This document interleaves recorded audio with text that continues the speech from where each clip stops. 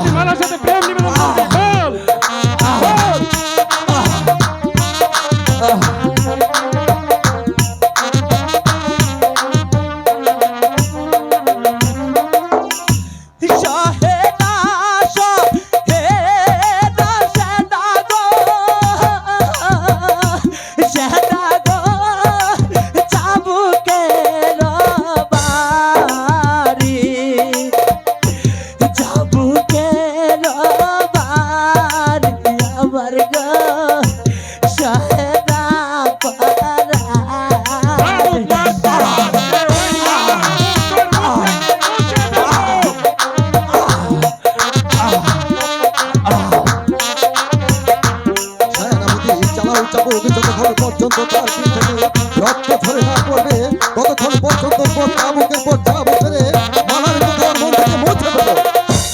হাতে ধরি পাহায়ে করি গো কাকা গো পারবে না আমারে দোহাই লাগে সেল গো আবার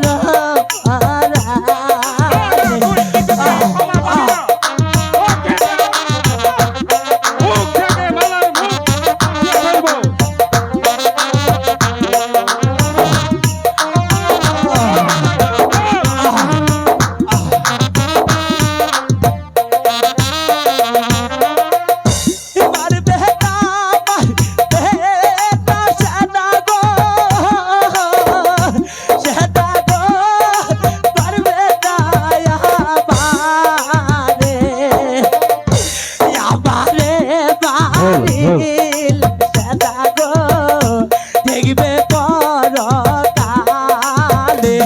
আমারে মারিল সেটা গো দেখবে পরকালে আমারে মারিল সেটা গো দেখবে পরকালে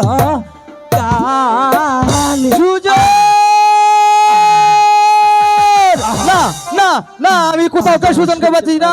সুজন, আমার সুজনকে ক্ষমা করে দিন জাহাপনা। আমার সুজন কি দোষ করেছে জাহাপনা? সুজনকে ক্ষমা করে দিন জাহাপনা। মিলন সর্দার, বলুন জাহাপনা। তোমার পালিত সন্তান যে অপরাধ করেছে তার কি শাস্তি হতে পারে তুমিই বলো। জাহাপনা, সুজনের অপরাধের জন্য আপনার কাছে আমি ক্ষমা চাচ্ছি জাহাপনা, ক্ষমা চাচ্ছি। বেশ, তোমার কথায় আজ ওকে আমি ক্ষমা করে দিলাম। তবে শোনো মিলন সর্দার, দ্বিতীয়বার যদি আমার কন্যা মালার সাথে তোমার এই পালিত পুত্রকে মেলামেশা করতে দেখি তাহলে সেদিন তোমাদের দুজনকে কাউকে আমি ক্ষমা করবো না। না না জাহাপনা, আমার সুজন আর কোনো অন্যায় কাজে পা বাড়াবে না জাহাপনা, পা বাড়াবে না।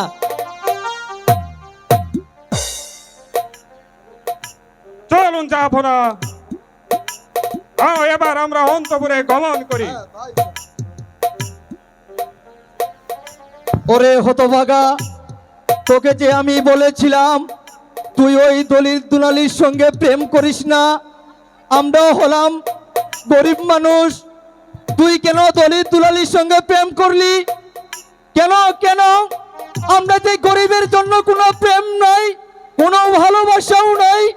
চল বেটা, আর যেন ধনির দুলালির সঙ্গে কেউ প্রেম না করে।